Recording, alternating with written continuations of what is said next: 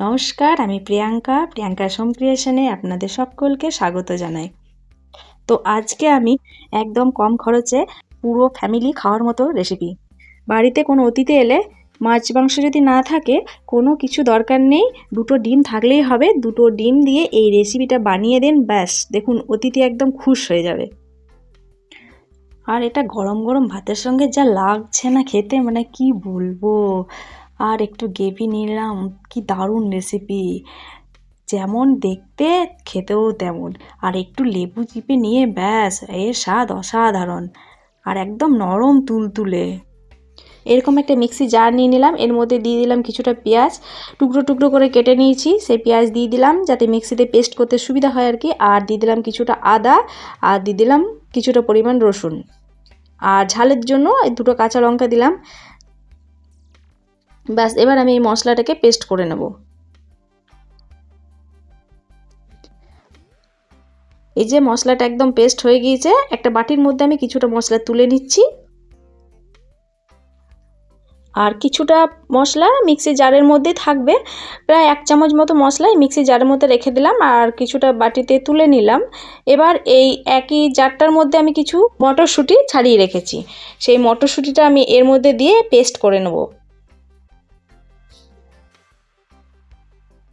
আর এই মটরশুঁটিটা শীতকালেতে অ্যাভেলেবেল পাওয়া যাচ্ছে, একদম পুরো টাটকা টাটকা তাজা তাজা। আর এই যে মটরশুঁটির পেস্টটা হয়ে গিয়েছে, একদম কিন্তু মিহি পেস্ট করে নিলাম।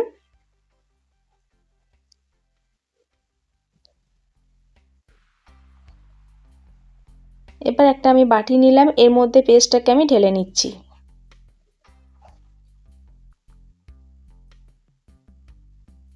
আর আমরা তো অনেক কিছুই রান্না করি, বাট ট্রাই করে দেখি, তো একবার এভাবে এটা ট্রাই করতে পারেন, সত্যি খেতে কিন্তু খুবই ভালো হয়, একদম নরম তুলতুলে হয়।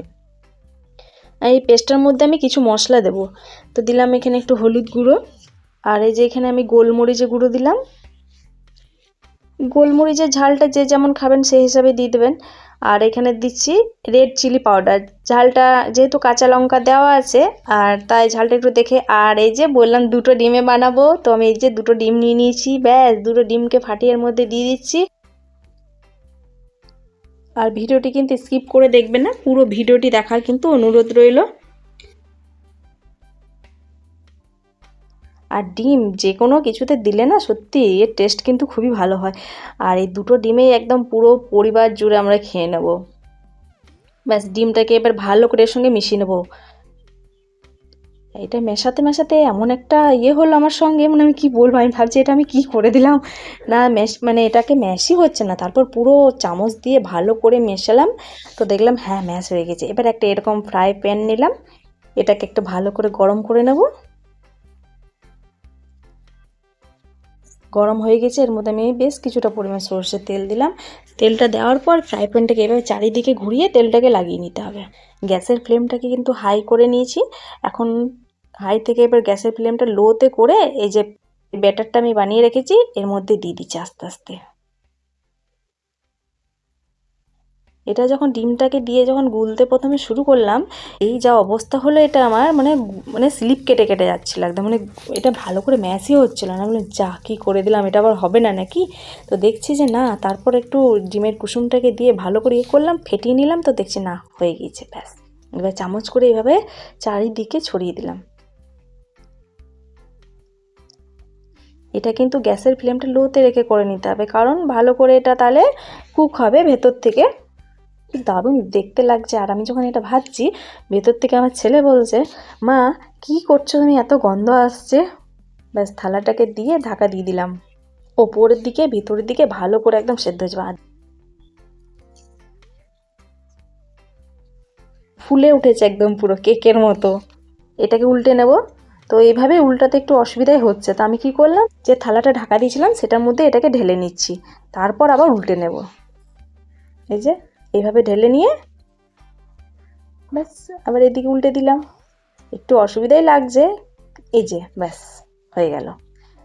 এটাকেও অপর সাইডটাও কিন্তু একদম পুরো গ্যাসের ফ্লেমটা লোতে রেখে ভেজে নিতে হবে। আর এটা একটুও তর মধ্যে লাগেনি, যেহেতু ডিম দেওয়া আছে না, আসলে ফ্লেভারটা খুব সুন্দর এসেছে। ওইটাকে এখন রেখে দিচ্ছি, এখন কাটা যাবে নাকি, ঠান্ডা হোক তারপর কাটবো। এখন আমি এটা কড়াই বসিয়ে ভালো করে গরম করে নিলাম ও সর্ষের তেল দিয়ে দিলাম বেশ কিছুটা পরিমাণ।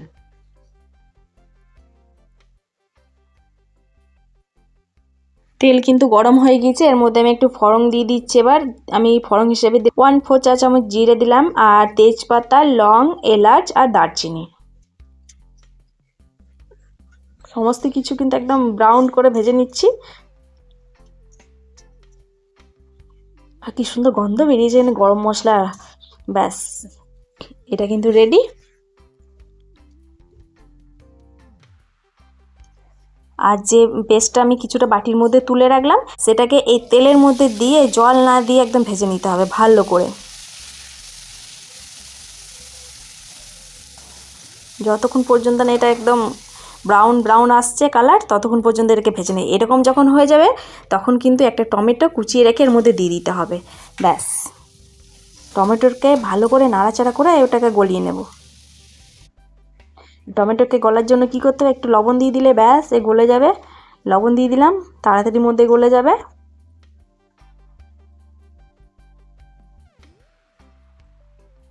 আর মশলাটার মধ্যে জল আমি দিইনি, টমেটোটা গলে একদম জল জল হয়ে গেছে।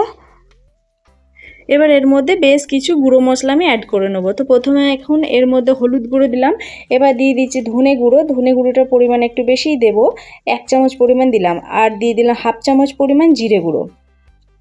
এখানে দিলাম আমি ঝালের জন্য রেড চিলি পাউডার, আর এখানে কাশ্মীরি রেড চিলি পাউডারও দেওয়া যাবে, অপশনাল এটা। আর এখানে দিলাম আমি টেস্টটাকে আরও ভালো করার জন্য একটু মিট মশলা। বাস, এবার একটু জল দিয়ে সমস্ত মশলাগুলো ভালো করে কষিয়ে নেব যতক্ষণ পর্যন্ত তেল ছাড়ছে।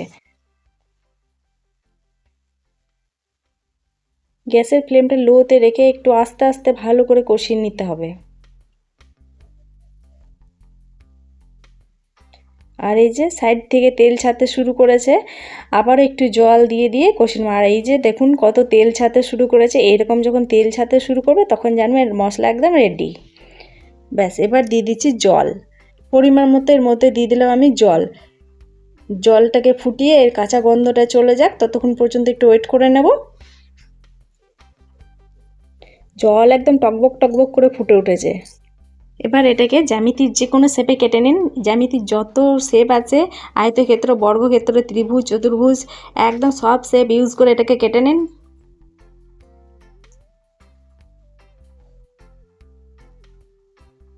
ব্যাস, এগুলো কাটা হয়ে গেছে। এবার এরা ঝোলে যাওয়ার জন্য রেডি একদম। আর এই যে ঝোলটাও ফুটে গিয়েছে, গ্যাসের ফ্লেমটা কিন্তু লো করে দিয়েছে, আর সাইড থেকে তেলও ছাড়তে শুরু করে দিয়েছে। এবার একটা একটা করে ঝোলের মধ্যে ফেলে দিলাম, হালকা করে নেড়ে ব্যাস গ্যাসের ফ্লেমটা হাই করে একদম টকবক করে ফুটিয়ে নেব। এই যে ফুটে গিয়েছে টকবক করে, কিন্তু এগুলো কিন্তু একটু ভাঙেনি, পুরো গোটা গোটা আছে একদম। আর এই যে সবার লাস্টে একটু গরম মশলা ছড়িয়ে দিয়ে একটু নেড়ে নিয়ে পেটে যাওয়ার জন্য একদম রেডি। এটা যত ঝোলের মধ্যে ফুটবে ততটা সফট হবে এটা। আর এটা খেতে যা হয় হ্যাভি হয়। একবার বানিয়েছি, সবারই এত পছন্দ এসেছে, মানে সবাই বলছে আবার বানাতে।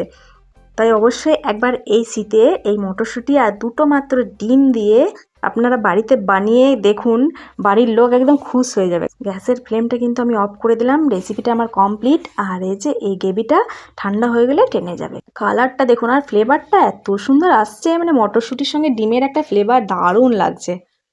ব্যাস, একটা প্লেটের মধ্যে তুলে নিলেই রেডি। গরম গরম ভাতের সঙ্গে পরিবেশন করার জন্য ডিম দিয়ে মটরশুঁটির অমলেট রেসিপি। আর মাত্র দুটো ডিম আর কিছু মটরশুঁটি দিয়ে বানিয়েছি। মটরশুঁটি আর ডিম থাকলেই কিন্তু আর কিচ্ছু দরকার নেই, বাড়িতে যেই আসুক না কেন এইভাবে বানিয়ে দেবেন। আহা, হ্যাভি টেস্ট! কি টেস্ট হয়েছে মানে কি বলবো, অসাধারণ হয়েছে, অসাধারণ। আর কিচ্ছু লাগবে না ভাতের সঙ্গে, এটাই বাস পারফেক্ট একদম। তো আজকের রেসিপি আপনাদের কেমন লাগলো অবশ্যই কমেন্ট করে জানাবেন। ভালো লাগলে লাইক দিয়ে প্রিয়জনদের সঙ্গে বেশি বেশি করে শেয়ার করবেন। ভালো থাকবেন, সুস্থ থাকবেন। দেখা হবে নেক্সট ভিডিওতে নতুন একটা রেসিপি নিয়ে। ধন্যবাদ।